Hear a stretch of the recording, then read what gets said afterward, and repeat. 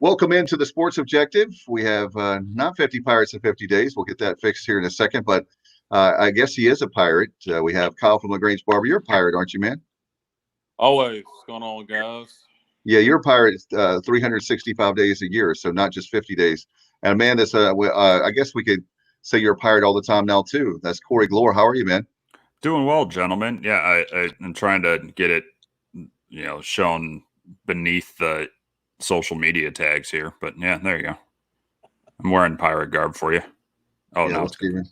Let me see if I can fix that. Yeah, we'll work on that. Want to have you on. Obviously, baseball being big and a lot of stories come. We didn't know when we were going to book you that we'll be talking about the Marlins and all kinds of crazy stuff going on there, how long it took for the baseball season to start.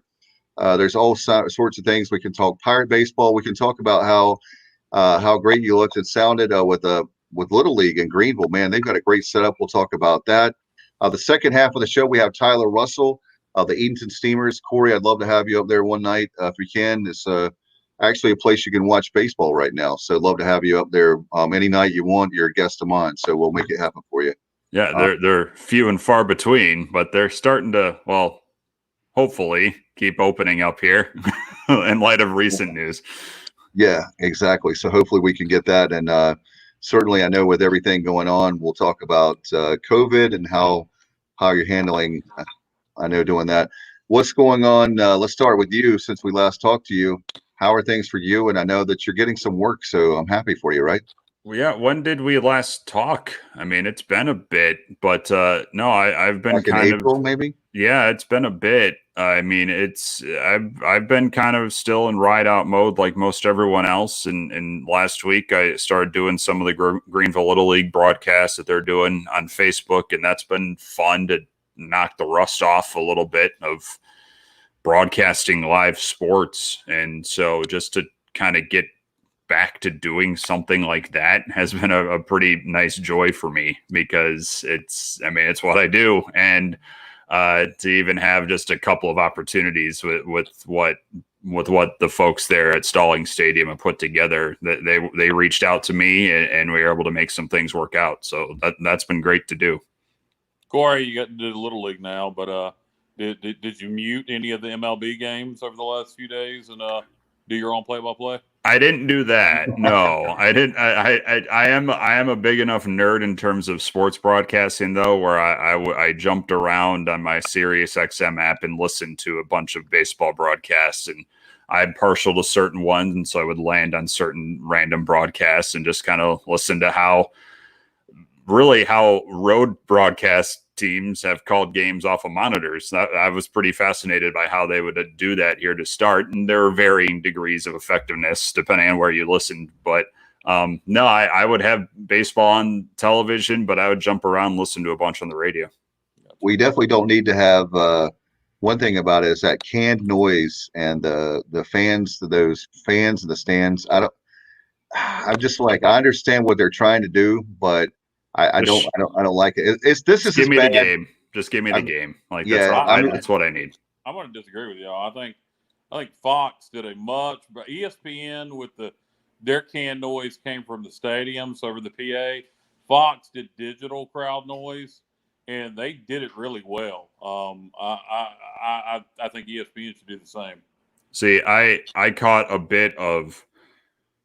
I want to say it was Saturday night's Fox broadcast of the Yankees Nationals, and I thought the crowd noise was overbearing. I just, to me, you don't need to gussy this up in my book. Just right now, they're back and they're playing, and we'll see how many days that lasts with recent news today. But just show me the game. I mean, the Brewers Cubs, they didn't have crowd noise initially, but then you started hearing people from the dugouts and they kind of panicked a little bit. So now they start adding crowd noise. And so there's a concern about hearing things from the players.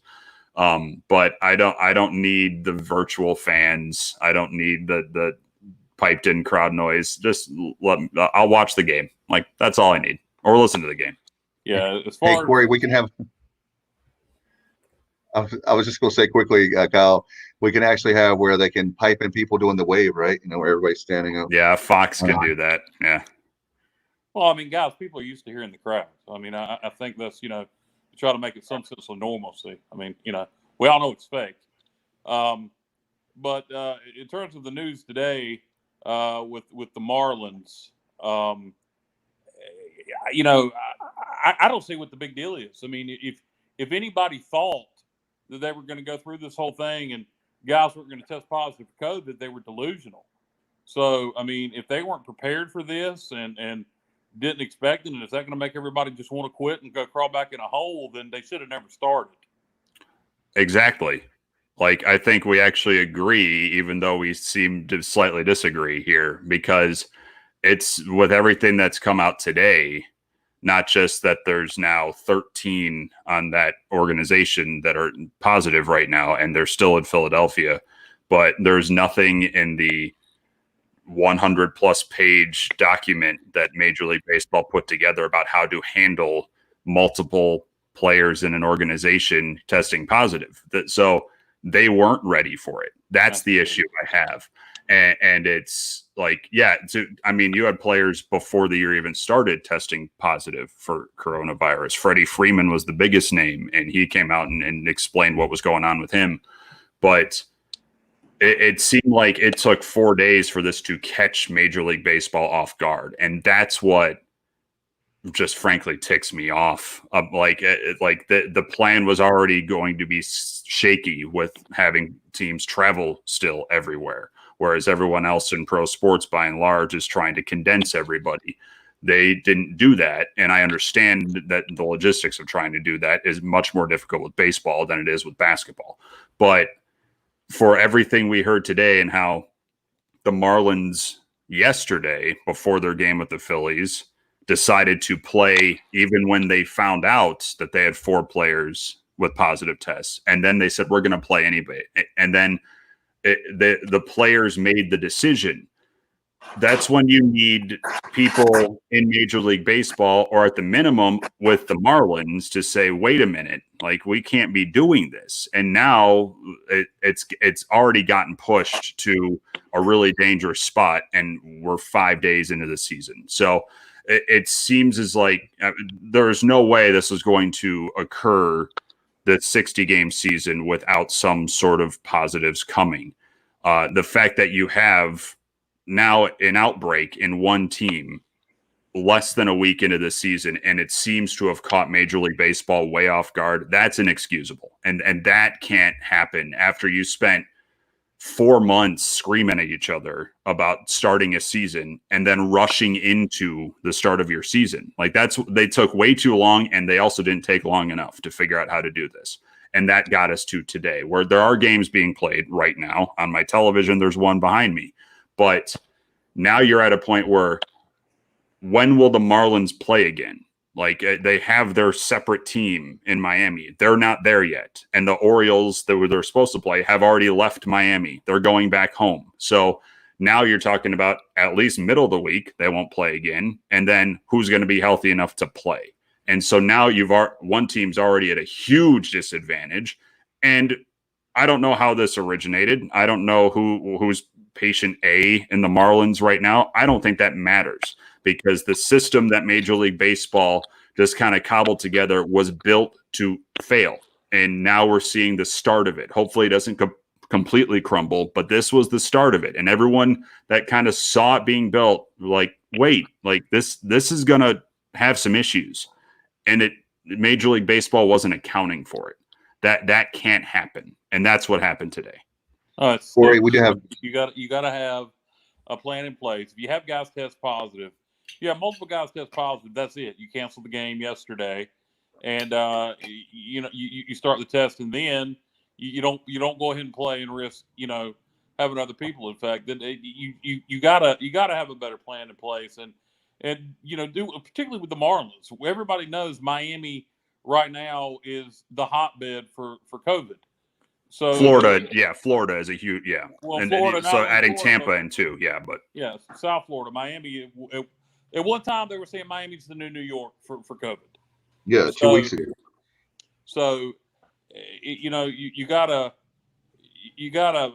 know what's going on, and it's dumb. It's just really stupid they didn't plan better, and I don't. It's irritating to me, Corey. Like you, I think we look at it. I think we're looking at it the same but different. Yeah. But it's just stupid. I mean, it shouldn't have reached. I mean, it shouldn't have reached the point where the Marlins deciding for themselves that they were going to play yesterday, even when they found out that Garrett Cooper tested positive and Jose Urena tested positive, and they still push forward with it. Like, there needs to be an adult in the room, an adult who understands what this is. And that's not Don Mattingly, and that's not whoever is the GM of the Marlins. I don't know who that is. And it's not Derek Jeter. Like, it's got to be much more contained than what it has been, and it took 5 days to reach this point. So it goes to the organization itself has been so wildly dysfunctional since, not the Marlins, Major League Baseball. You could say the Marlins have been too, but Major League Baseball just could not, for the life of them, figure out their priorities here to try and get a season back in play. And that leads us to everything that's come about today, where 4 teams aren't playing for the next 2 days at minimum. And we don't know where that goes from here. And we aren't a week in. Like, there are inmates in the Major League Asylum that let this happen. And now, even if you can keep everyone playing, the Marlins are going to have nobody playing for them. And say what you want about the Marlins, that's still major league players, and the competitive advantage just drops, and it already hampers your makeshift season, and it shouldn't have even gotten to this point. Well, Corey, while we have a chance, we have fans that are watching right now of yours, including this one. Betty Karn Burleson said, "Nice to hear your voice again, Corey." So I wanted to, we'll get some positive news there, brother. And and it's great to hear from her, and hopefully I'll be hearing from her come baseball season. Her son won't be around for that, but her son Alec won't be around for that. But it's great to hear from her, and I'm glad things worked out the way they did for Alec not too long ago. Yeah, no doubt. And when you I wanted to tack on something COVID, some more positive news if we're looking for something positive. CNN reporting over the last 10 days. We have started to see a trend of a steady decline nationally in daily coronavirus positive tests. So it looks like we may have peaked nationally again and started to trickle back down. We'll see if that trend continues. I hope so, because I think a lot of us felt similarly at about the start of May. And then there we were again. And so, we're talking a lot of baseball here, but the leagues that pushed a bubble together, some that are in play now, some that are about to start later this week, the cases are 0 at the moment from the tests that they've done. You're talking about NBA, NHL, Major League Soccer, and the NWSL, which just finished their thing yesterday. They went, their idea worked, at least for the time being, and hopefully it stays that way. If I'm the NFL, I'm looking at what Major League Baseball has just happen and saying, whoa, wait a minute. Let's really button this thing up, because they're going to be traveling everywhere, and they're not going bubble. And certainly on a much larger scale, the NCAA is watching what's happening with Major League Baseball today too, and saying, what can we do here? Because you can't put an American Conference bubble together in football. That's just not going to happen. No, but I'll be shocked if we don't play college football. There's too much money to be lost. I think they're going to figure it out somehow. Yeah, I think it'll get figured out. Will it start on time? That's the question. And me knowing nothing about the discussions that are going on behind the scenes with ECU, with the American, with the NCAA, I'm pretty confident we're going to have a college football season, whether it starts at the end of August, like it's supposed to here in Greenville, or whether it starts in January. I think that's what is being figured out, and the NCAA and the American are observing right now and seeing how the pro sports are playing out and trying to formulate the best ideas here. And there's not a great one, but they're going to come up with one. A couple of things I found interesting this past weekend that I did not expect to see happen.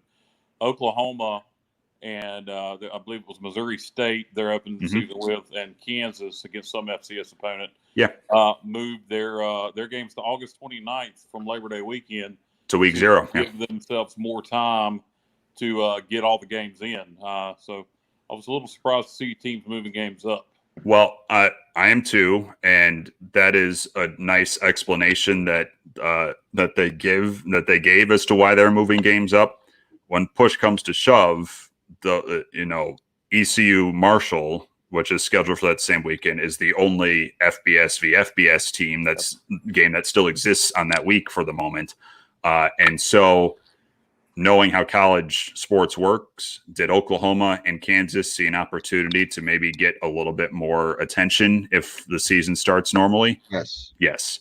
That goes to another point that's frustrating with how sports have been trying to come back, is that conferences are doing their own things. And this was a time when you needed, the Power Five coming together is one thing, but you have 10 football playing conferences in Division I, and everybody needed to sit and talk together about how to try and manage this, instead of the Big Ten pulling non-con out of their schedule, the Pac-12 following suit, the Big 12 adding non-conference games all of a sudden, the SEC waiting because they desperately need football to occur for the SEC, the ACC saying hello, and the Americans stepping back and watching how all that plays out. You needed all 10 of these commissioners to actually sit down virtually together and discuss things, and that hasn't happened. And that's really frustrating to me, because this was the one time you could all work together here, and it's clear it's just 10 people doing a bunch of their own stuff. And that is going to create, whenever a season starts, it's going to be a weird, messy one. Corey, no, I agree. I think we play this fall. I think you could see some teams start August 29th or Labor Day weekend. You could see, the Pac-12 has said they're going to start the 18th. So we know they won't have any games Labor Day weekend. So if the season does start on time, it's going to be interesting. And you're going to have games postponed and canceled because somebody will test positive. So it's going to be interesting to see how this plays out. I personally got a feeling when we play, it's going to be all conference games or all conference plus one, which I think the SEC and ACC are talking about that. Well, and that's something I was talking about, and we'll get to you in a second, Dave. Sorry. But it's fascinating. If all conference happens, that doesn't help the American. Like, the American is so spread out that all conference becomes another hurdle for them. And so now, that looks to be where we might be heading. And again, I don't know, but you still have teams flying around the eastern half of the country in the American. Corey, I don't think travel's the point. I think the point is, so your conference, all schools are going to be held to the same standard. You're not going to have to worry about the Sun Belt having one standard and the American having another. And in terms of testing and all, protocol, I guess I should say. That's a good point. And if it reaches that point in the American, I hope the conference is ready to help oversee it, because what we've seen, not just in the sports world, but just kind of in general, are people kind of passing the buck off and saying, all right, now you be in charge of looking this over, and you put this in place, and you put this in place. And that's why I have this patchwork quilt of mandates, and wherever you go, county to county, state to state, it's all different.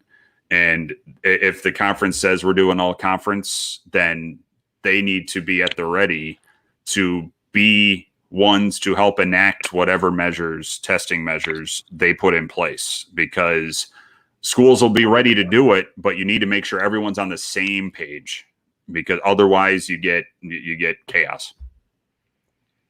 Yeah, Corey, I wanted to say another thing that I'm hearing, a proposal once again, and I hadn't even had a chance to talk to Kyle. We've talked about it off the air, but certainly with that, and he's gone somewhere, I guess. Yeah, now you're your shot. Yeah.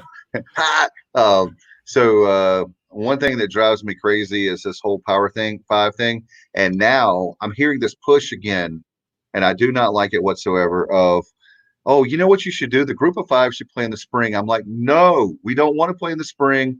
We are a legit conference. We are Division One. I'm sick and tired of that. It really annoys me when the powers that be and some talking heads, they actually are doing that, where they want to push us to, let's bring Kyle back in. But people are talking again how they want to, oh, it'll be better for the American and the group of five if they play spring football. Push the season full time, not just this year. Yes.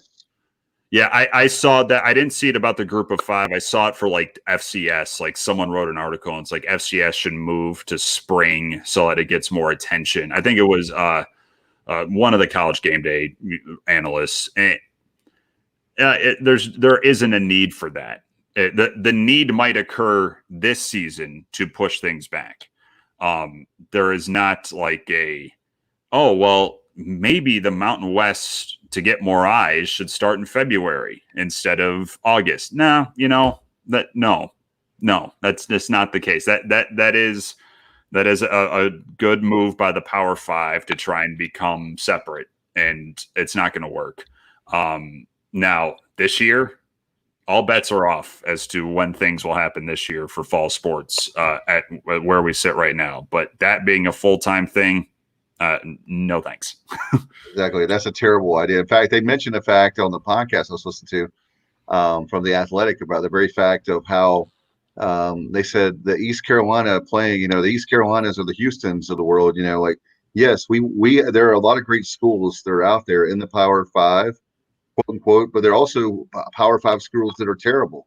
And when Pirate football is what it's supposed to be, then we're better than most of those lower tier schools in the quote unquote Power Five, as Kyle has alluded to many times. They don't want us to be Power Six in the American because there's a lot of schools in the Atlantic Coast Conference and all over the quote unquote Power Five that would not be able to handle that fact that, oh my gosh, they're on the same stage with us again, Well, and then you got a lot of people talking about moving it to the spring, which that's what I was saying. Yeah, that's what we're talking about. That's what we're talking about. Yeah, I know. That's why I'm saying it.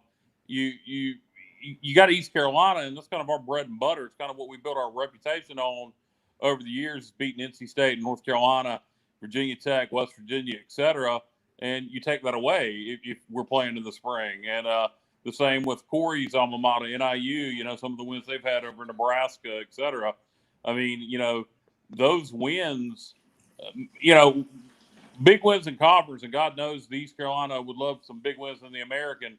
They're great, but it's kind of our identity when we're good is beating what used to be BCS, now Power Five. So it would never work for East Carolina. Our fans would be miserable. Well, and that's looking at that from the Power Five perspective, which I don't have one, but just from their view here, that's fine with them. Like, that's why this idea is existing. And it's, you mentioned ECU beating West Virginia in the past, and NC State and Carolina and all these, and NIU and all the wins that I've seen in my time there. Yeah, there's no benefit to Power Five teams losing those games. And they would argue there's not a ton for them to play those games, which is misplaced, but that does exist in that world. And so if there's a groundswell, like, let's get rid of those games and let's only do Power Five games, conference and non-conference, and try to shift away from that, then you have ideas like this generate. When push comes to shove, money will drive any sort of decision like that. That like just at the floor, it will drive. And there's not going to be a decision like that comes about. I would be floored if there would be. But it's not going to happen.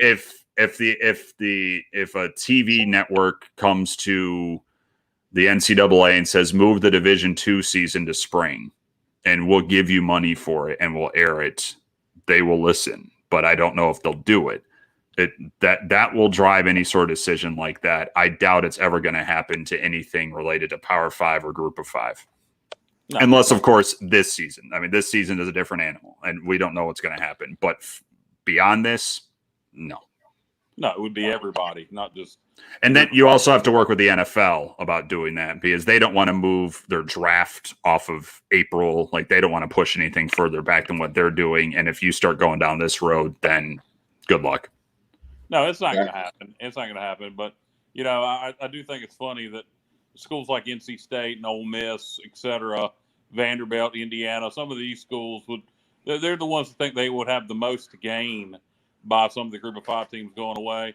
After a couple seasons of playing a full Power 5 schedule and their coaches getting fired every year because they're going 4-8, they'd be changing their mind.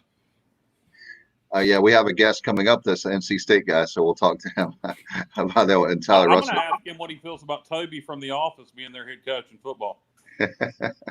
Tyler's a good guy. We're talking. Hey, Corey, do you want to hang out with us? Can you hang out with us, or do you need to run? I'm good if you want to hang out with me. All right, we're going to let's bring in Tyler now. He is actually the general manager, does a great job in Edenton, the Edenton Steamers. Thank God for him.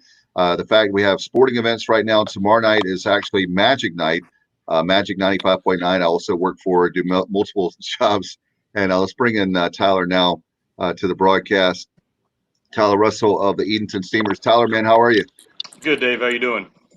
Good. Want to bring you on. Congratulations. By the way, Corey, they won on Saturday night. They're now the regular season champions of the Tidewater Summer League. So congratulations, Tyler. Wanted to be one of the first, at least on air, to congratulate you. I know you got to be proud. Yes, we are. Getting into a new league this summer, it was very satisfying to pretty much run the roost this year and have a very dominant team and secure our first place in the playoffs early.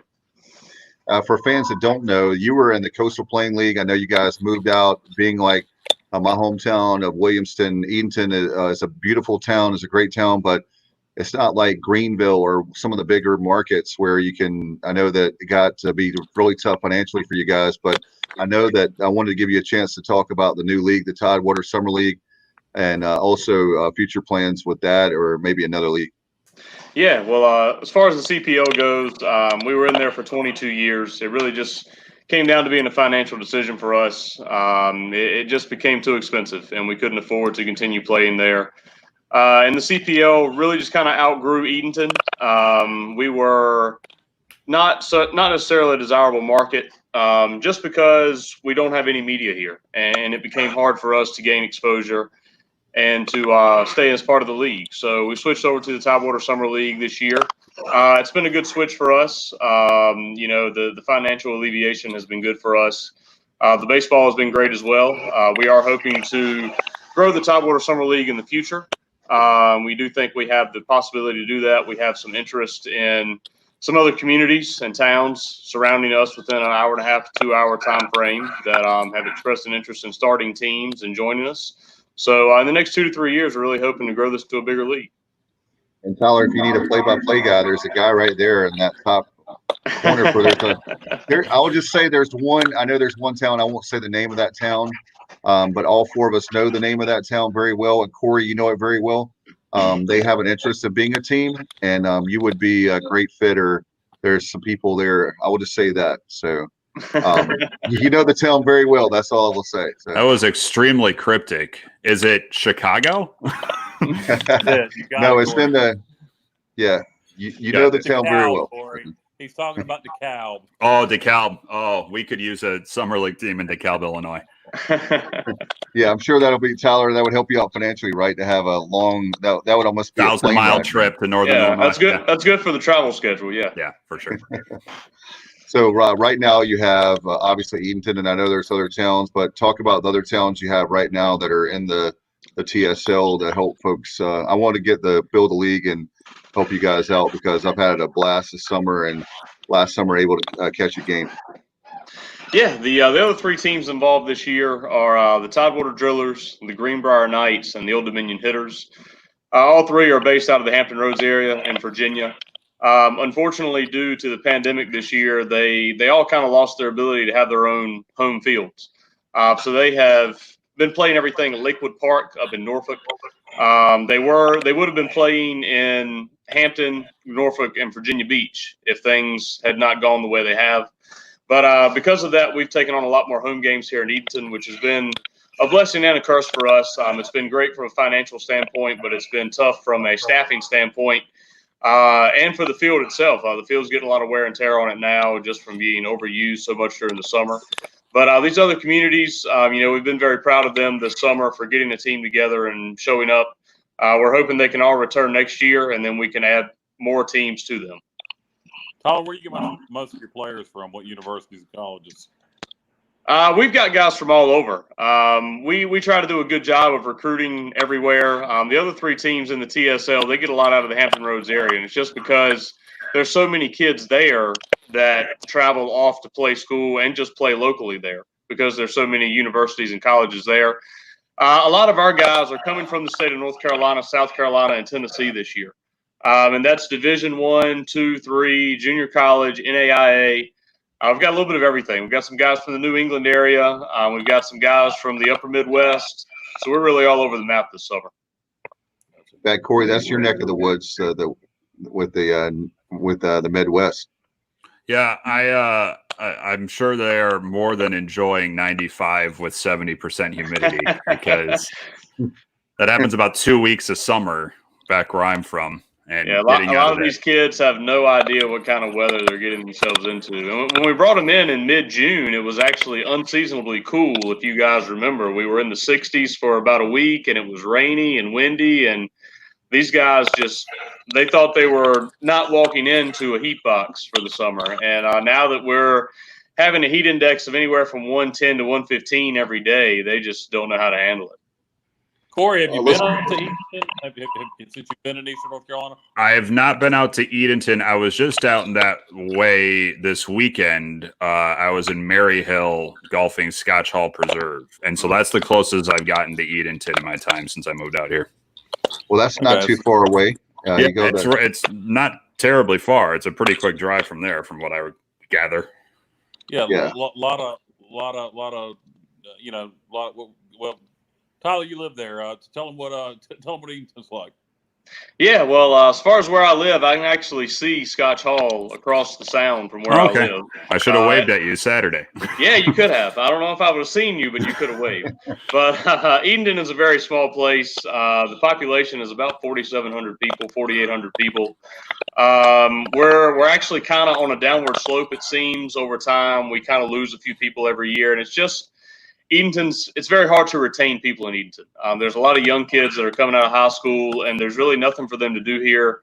They're going off to Raleigh, Chapel Hill, Greenville, Durham, wherever they're going, Boone, and they're not really coming back just because there's not a lot of industry here. If you don't work for Vidant Health, or if you don't want to build boats for Regulator or Albemarle Boats, or work at Jimbo's Jumbos and roast peanuts, it's kind of hard to get those kids to come back. So that's a challenge that we find here for trying to retain a fan base, is that the younger fans are getting harder to reach. Yeah, and at one time, Edenton was a big retirement area. It's there on the Sound and the Chowan River, and is it still very desirable for retirees, or is that kind of going away? It is. We are still a very retirement-oriented community, and the town and county will promote itself that way. They really try. I'm part of the Tourism Development Authority Board here in Edenton, so I'm part of that group that does the advertising and promoting for the town. And we do a lot of advertising in the Washington Post and things of that nature. We do a lot in the Triangle area, down in Atlanta. New England area in general, we're really always trying to get retirees to come in, and there are quite a few here, but they are very supportive of us. A lot of those people have been baseball people over the years throughout their lifetime, and they've been good fans for us to gain. Yeah, and it's a very pretty area. I mean, if you haven't been up there, Corey, go check it out. It's maybe your mom and daddy will want to move down here from the Midwest. I was looking across the Sound at it on Saturday. I mean, I was captivated by that area when I was out there. And you definitely need to see some great baseball. Tyler, let's talk about the rest of the season now that you've won the regular season. Congratulations again. For those who are just joining, they won the regular season on Saturday night, clinching the regular season title. So now I know it's what is it? It's not middle of August, but it's towards the middle of August that you'll start the playoffs. I know you got a lot of games. We can talk about that too, but before that, but for people to come see. Yeah, we are. Well, we are running short on the regular season. The regular season actually ends a week from today, and then we have an off day, and then the playoffs are right after. Originally, we had planned on a best of 3 series in the first and the second round, but because of some colleges opting to go back earlier in August than originally planned, we have cut our playoff short just so those guys aren't so pressed to get back to school. So right now, unless weather becomes an issue, we're going to be done on August 6th at the latest. Hopefully by that time, we will be the postseason champions of the Tidewater Summer League. We can send all of our guys home happy. And as far as fans are concerned about the upcoming schedule, I want to remind people they can go to EdentonSteamers.com. It's a great website. You can check that out on all the things. And one of the things I've been impressed with, Tyler, is I know that I've talked to a lot of people there at the stadium, but as far as speaking of EdentonSteamers.com, guys, you can actually go there and you have the live streaming of the games, which is really impressive. Yeah, we've been very proud to have that. It's something we've always done over the years. It used to be just an audio stream. In the last couple of years when we were in the Coastal Plain League, they kind of helped everybody get on a video platform. And that's something that we carried over this year, even though we are outside of the CPL. We are doing everything through YouTube Live, which has been very easy and user-friendly. Our broadcaster, Patrick Foster from Hofstra University, has done a great job. He's been very professional with what he's done. And, we think we've had a lot of people that have enjoyed the opportunity to watch from home and follow this season. Kyle, you might be in LaGrange, Corey, you might be in Greenville, but you can check out the game there live. In fact, the next game, obviously, is tomorrow night for those watching live here on Monday afternoon. Very excited about that, Tyler, to have one of my jobs, Magic 95.9. I do afternoons, and I love the fact that we're having Magic Night there tomorrow night. It's going to be a lot of fun. Can you tell fans about that? Yes, I apologize for my office phone ringing off the hook all of a sudden. I don't know why somebody feels the need to call me now. But anyway, we're very excited about that. The biggest thing there is the opportunity for someone in attendance to win $25,000. That's always very encouraging. Nice. I think people are calling in now to try and win. Yeah, they're trying to win it now. Calling me. They must be trying to get their ticket for tomorrow night's game. Yeah, exactly. But anyway, we're very excited about that. Bill Benjamin has done a great job with promoting that throughout the summer. Bill's been a great partner for us over the past few years. And, we're very excited to give all of our fans an opportunity to have a fun time and maybe go home with some extra change in their pocket tomorrow. Yeah, you can answer it if you want to. Let's see it live on the air. It's first call we ever had live on the air. I won't do that. I'll call him back eventually. Yeah. So Tyler, what as far as what games you have coming up this week? I know Thursday is a big one, isn't it? With the don't you have ALS night coming up?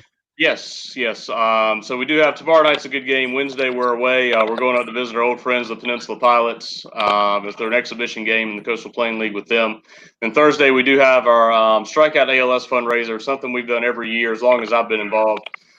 We do a fundraiser for the Jim Catfish Hunter ALS Foundation. Catfish Hunter, obviously a Hall of Fame pitcher in the major leagues. He lived about 20 minutes from the ballpark here in Edenton. And lost his battle with ALS in 1999. And we've been very proud to do that for them over the years. Our guys will be wearing special themed jerseys. Everybody will have the opportunity to bid on them throughout the game. I know, Dave, you were just here a couple nights ago, and we did our Albemarle area United Way fundraiser. So you've seen how that goes. You see how feisty the people get over there at the bidding table wanting to get their jersey.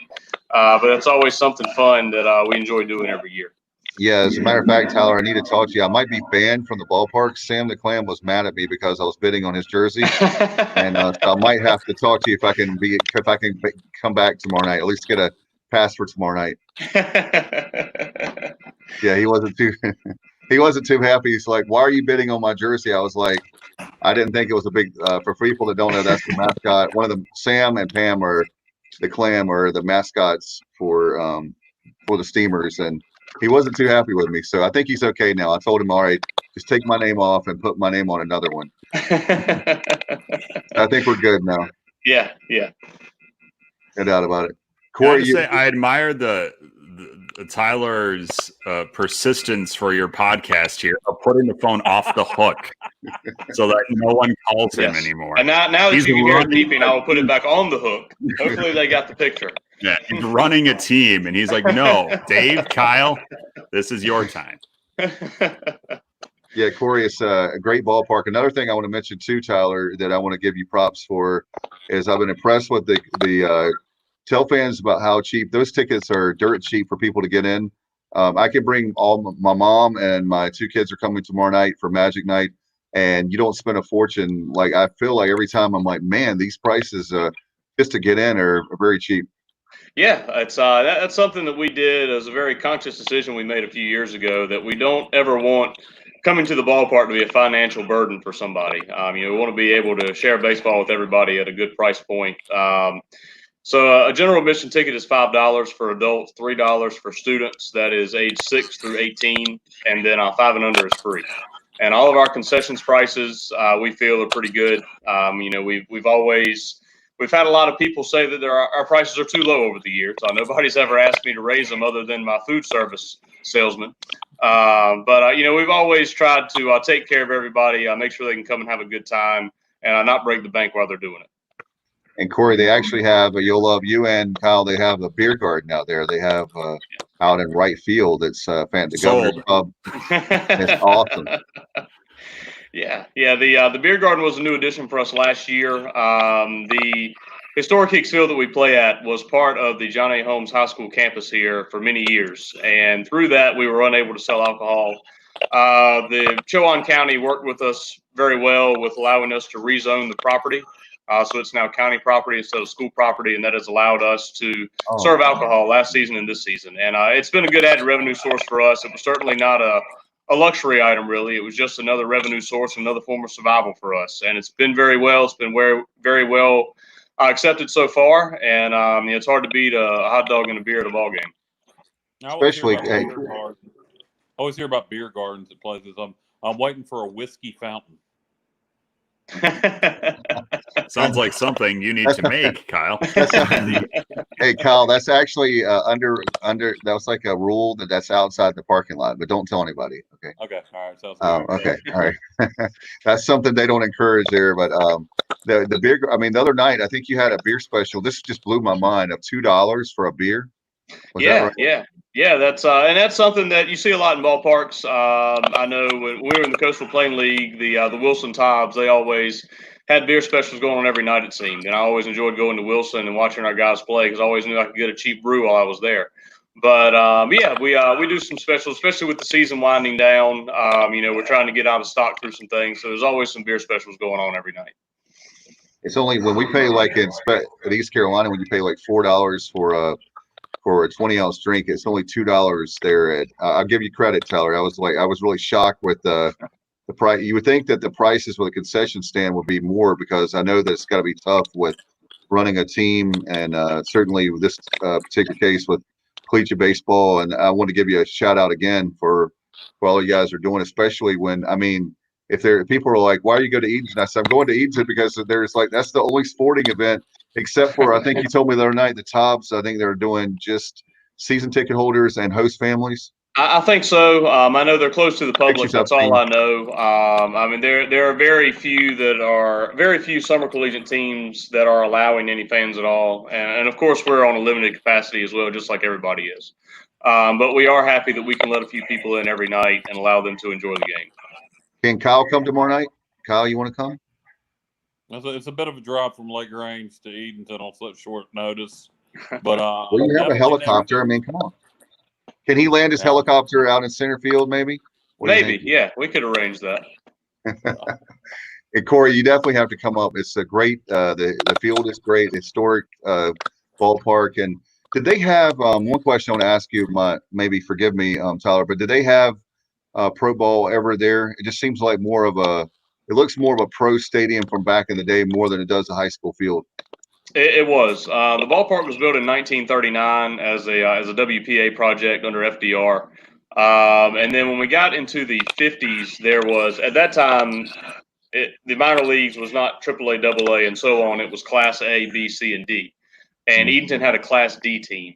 I believe they were an affiliate for the Orioles, maybe, if I remember correctly. But there was pro ball here for a couple of years. And then after that, it became more of a community-oriented thing. A lot of the surrounding communities had their own summer ball teams. And I think that was more of semi-pro than it was anything collegiately oriented. Also, when they did barnstorming earlier in the 20th century, they brought some barnstorming teams through here to play some of the Edenton teams. At that time, they were the Edenton Colonials was the name of the team. And then I think from the mid-'50s, it kind of went away, and then the Steamers were started in 1998. So there was a long gap there where it was only Johnny Holmes High School that was playing here. Yeah, for people that I actually played there my senior year of baseball, I was on the bench there, but second string for right field. But we lost that game. I'll never forget. That was the longest bus ride of my life from Edenton, North Carolina to Williamston, North Carolina, losing a conference game. That was not a pretty sight. And then on Monday, we had to run forever for losing that game. So, but I'm happy to have good memories now of the Steamers. And how can people find out more about it? And certainly we want people to come out tomorrow night and beyond, for sure, Tyler. Yeah. Like you said earlier, EdentonSteamers.com has got all the information that anything from ticketing to our schedule to upcoming promotions. All of our social media platforms are a good place as well. Our social media intern this summer has done a good job of keeping everybody updated on Facebook and Instagram with everything going on. So there's always any way to find us, or you can give us a call, just like somebody who tried 17 times a few minutes ago, 252-482-4080, and we'll be glad to answer any questions you have. As long as it's not during a recording of the Sports Objective podcast. That's correct. Or I will pull the phone off the hook until it starts buzzing, then I'll hang it back up. I tell you what, when we have the telethon coming up next year, well, hopefully we'll be able to have that. We'll give you get you on there because apparently people like to call you when you're on a live TV show. So, thanks so much, Tyler. Appreciate you, man. I know you're off. We'll let you enjoy the rest of your evening and look forward to seeing you tomorrow night at the ballpark. All right. Thank you, guys. Hope to see you all at the ballpark before the season's over. All right. Take care, man. All right. Take care. All right. Bye-bye. Bye-bye. Tyler Russell, the general manager of the Steamers. Appreciate him very much for coming on. And that was awesome. And guys, I'm telling you, it's a lot of fun. And I mean, right now it's the only game we have as far as sporting events outside of maybe the Greenville Little League, Corey. I can think of it.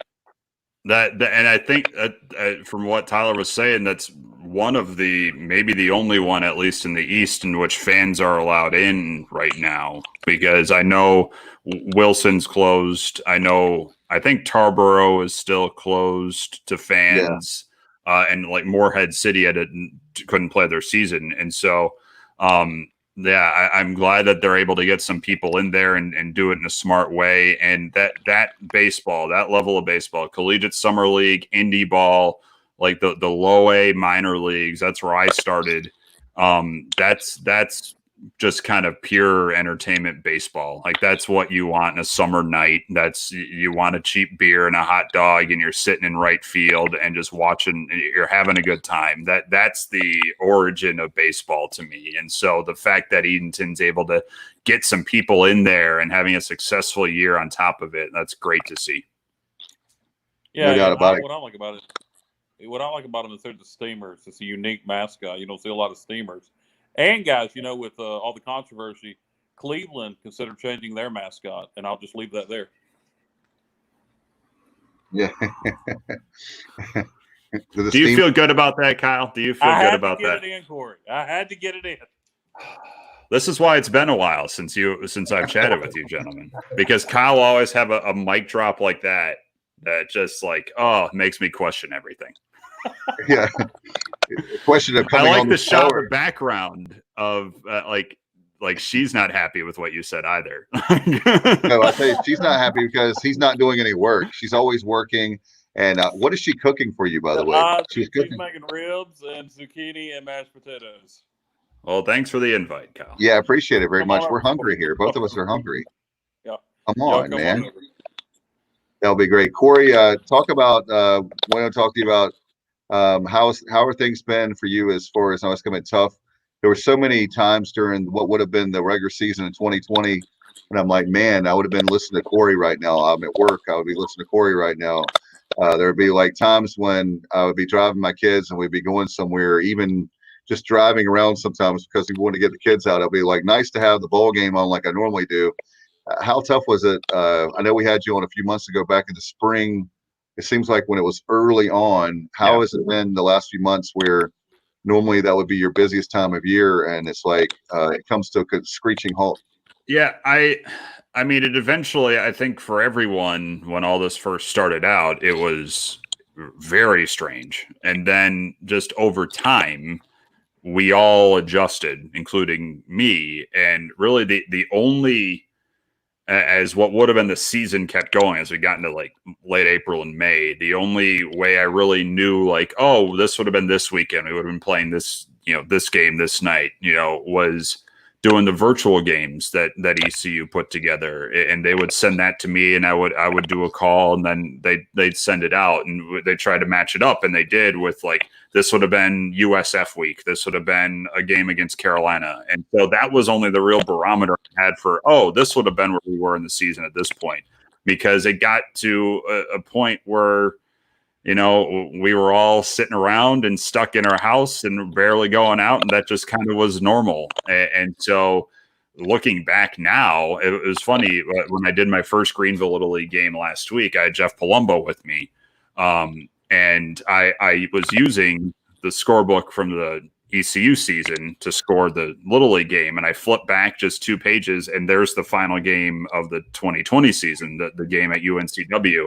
And I showed it to Coach Palumbo. We talked a little bit on the air, and it just feels like that was forever ago. Like it's so far removed from when that happened that night in Wilmington, that now it's just finding a way forward and pushing forward. And I think we're all in that boat now, where what happened to the end of this season, and now we are almost 5 months gone from what happened there. Now it's about getting things back to ready and getting back to normal so that we can have baseball again come spring in February. That's what I'm looking at, and football and the fall sports and the winter sports and the spring sports, making sure those happen. Corey, I'm gonna have to hop off here right now in a second.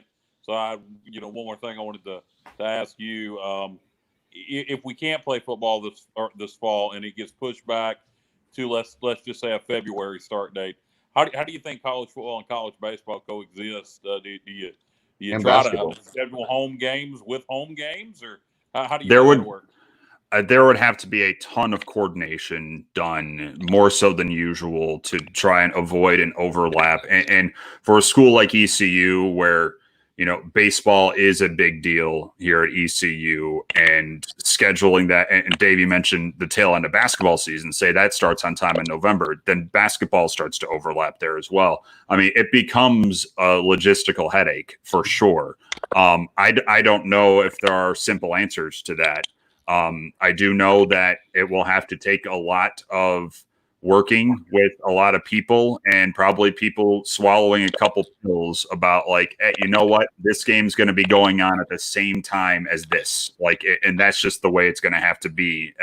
I think everyone, when we head into this college sports year, whenever it starts, is going to have to recognize, and I think John Gilbert has recognized this with some of the comments he's made publicly, that this year is going to be so abnormal from start to finish that it's not going to be like 2 years ago for any sport. It's going to be different for everybody, and you're just going to have to accept it.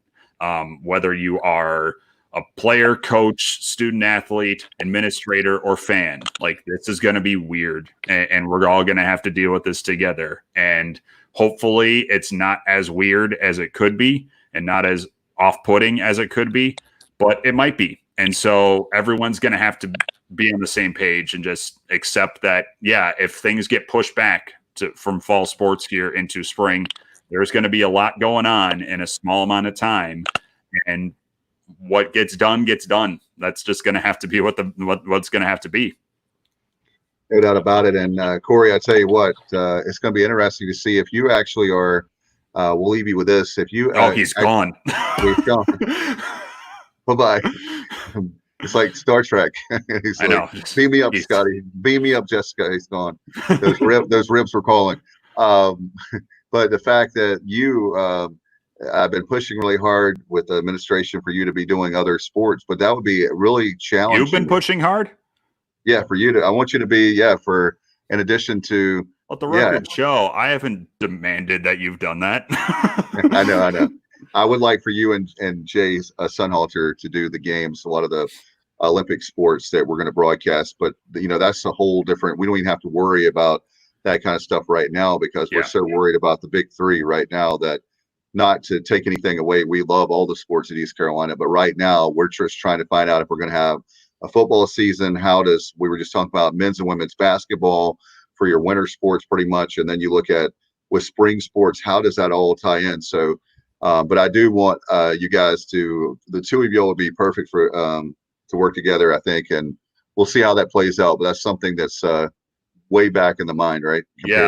I mean, I can't imagine, and I haven't had any sort of discussions with the school about any of that. They got a lot on their plate right now, and coordinating. And it's not just football. And a few days ago, when the American said non-football fall sports won't start till September 1, like the first event that was supposed to happen on campus was a women's soccer match, and now they've had a couple of games already wiped off the schedule, and just.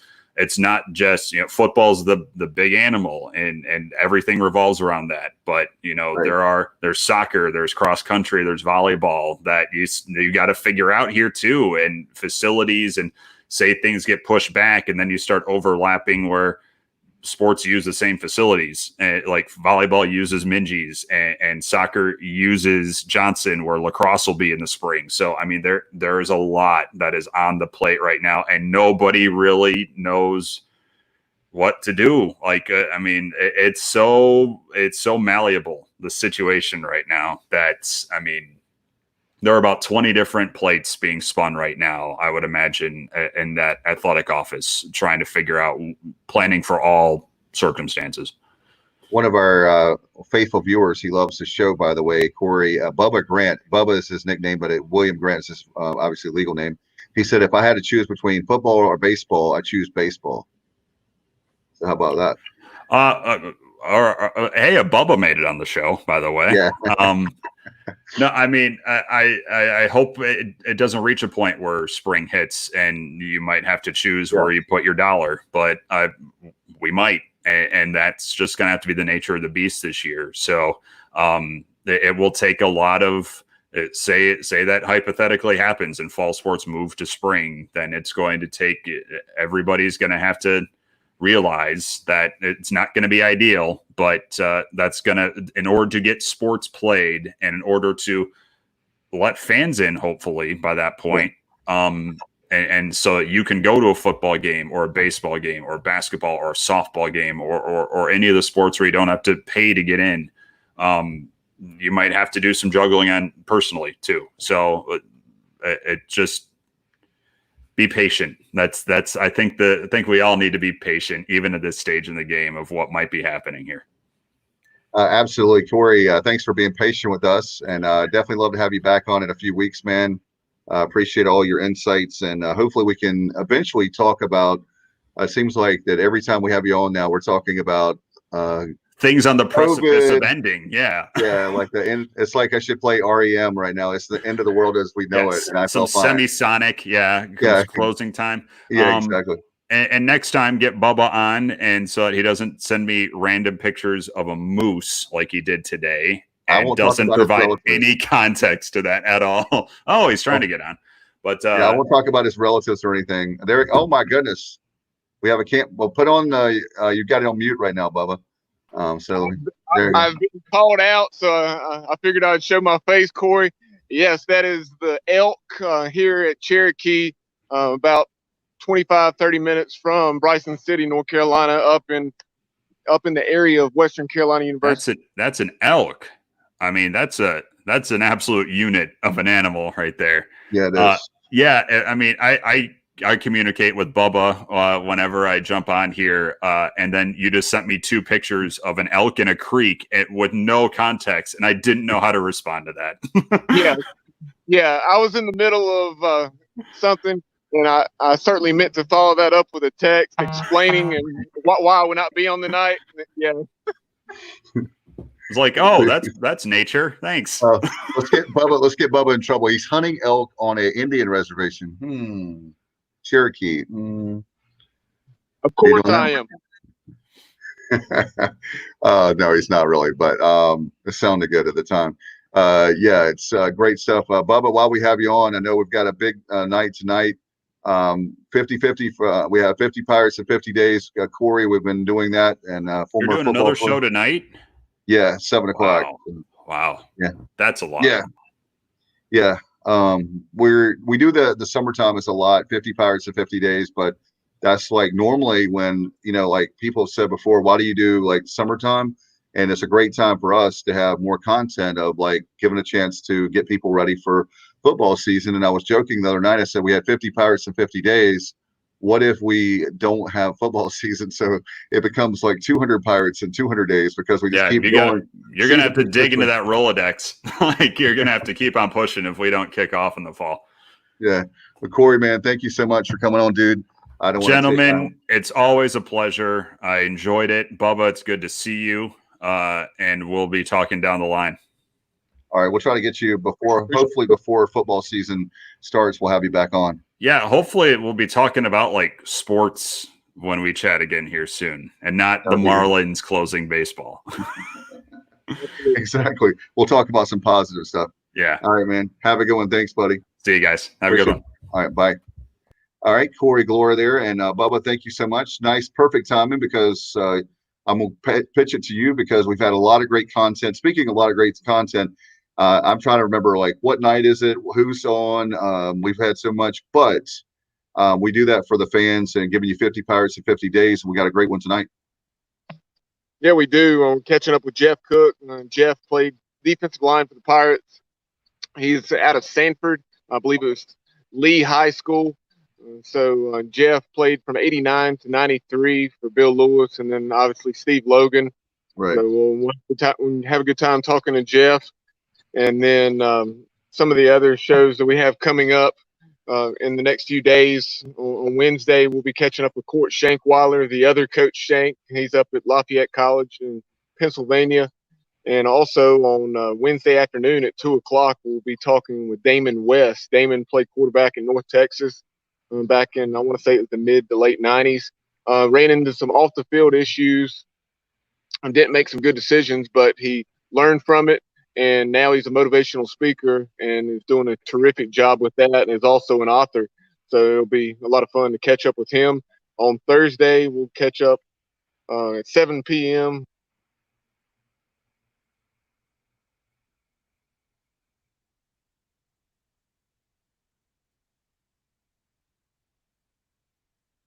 I think we lost Bubba there for a second.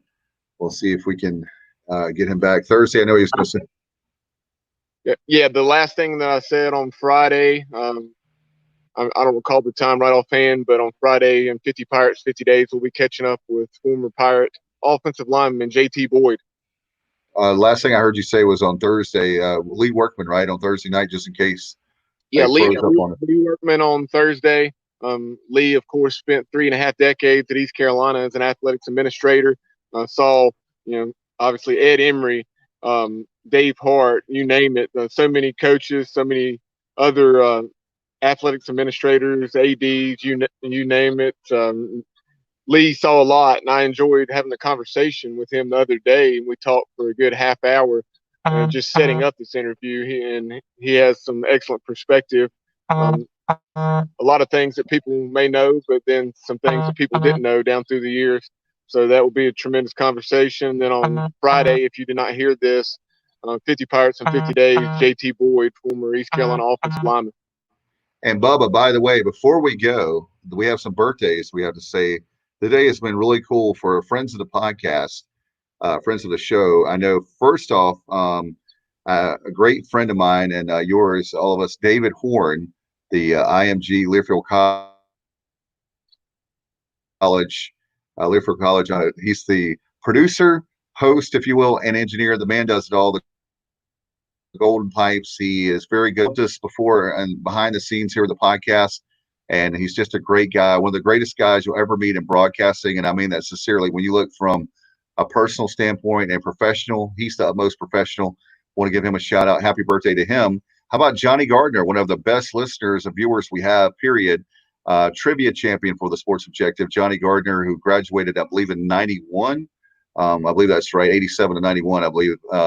And also, and we had Ron Clements, right? Yep. Ron Clements. There you go. Longtime sports writer. As you see there on the screen, those three loyal listeners and friends of the program, Johnny Gardner, Ron Clements, and David Horn. Like you said, David Horn, a pretty thankless job, that I can imagine. Jeff Charles understandably gets so much credit, but Jeff Charles will be the first to tell you that none of that would be possible without David Horn doing everything he does behind the scenes. And Marty, and of course Kevin Monroe and all those guys. I'll tell you what, they're just the four of them. I'm just like this. I mean, the thing that I love about Marty is Mr. Rulebook. He knows the rules. Oh my gosh. I think he knows the rules better than the people that created the rules. But anyway, shout out to all those guys for happy birthday, Bubba. I appreciate you, man. I know, tell Stacy and the kids, thank you that we could borrow you here for a little bit, and I'll let you get back to doing what you're doing there, camping. And we'll actually see you, I guess, maybe in a little bit. If not, we'll definitely have you back on Wednesday for sure. Yeah, I appreciate it. I'll certainly try to make a little cameo appearance during the Jeff Cook interview. Can't wait to go back and listen and watch this interview with Corey Gloor and Tyler Russell. I caught bits and pieces. Seemed like a really good conversation between you guys over a smorgasbord of topics, but definitely look forward to checking that out. It was a lot of fun. And by the way, fans, I want to remind you, you can actually listen to our podcast anywhere. The 50 Pirates in 50 Days, we actually have on SoundCloud and Anchor. So those are two places you can get the 50 Pirates in 50 Days, the podcast version, or you can obviously watch these live on Facebook or our YouTube channel, or we have them archived there on Facebook and YouTube as well. So appreciate you, Bubba. Appreciate Tyler Russell. Thanks so much to Corey Gloor, and also to Kyle from Grange Barber. You've been watching the Sports Objective and listening to it right here. Good night, everybody, and go Pirates.